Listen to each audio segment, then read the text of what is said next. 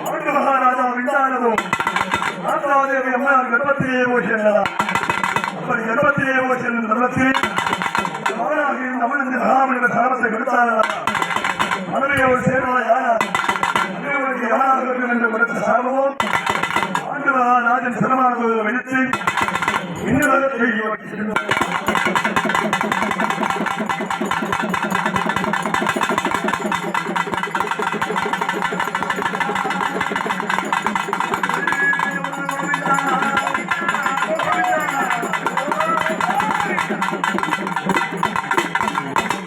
அப்படி பாண்டு மகாராஜன் விண்டான மாதாதேவி அம்மாள் கர்ப்பத்திலேயே போய் சேர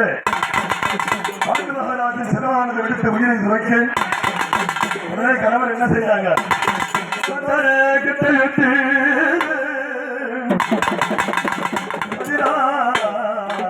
தீவரத்தி கட்டை வெட்டி தீவரத்தி வருமே போட்ட வருவான் எரித்தாரே சந்தன கட்டை விட்டு சத்திரான தீபலத்தை கட்டை விட்டு கோபுரம் போல் தீபலத்தை அன்றைக்கு செய்ய வேண்டிய திருக்கணங்களை செய்ய வேண்டும் என்று பாண்டவர்களும் பாண்டு மகாராஜனை கட்டை மீது பாண்டு மகாராஜனை கொளுத்தும் செல்வத்தை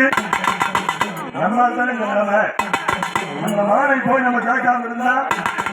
நம்ம தமிழ் செலுத்த மாட்டாரு அதற்கு முதல்ல என்ன பேராசை அந்த ஆசை நமக்கு இருக்கக்கூடாது அதனால்தான் நம்ம குடும்பம் இந்த மாதிரி ஆச்சு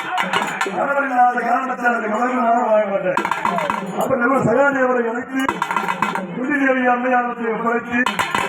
3 மட்டும்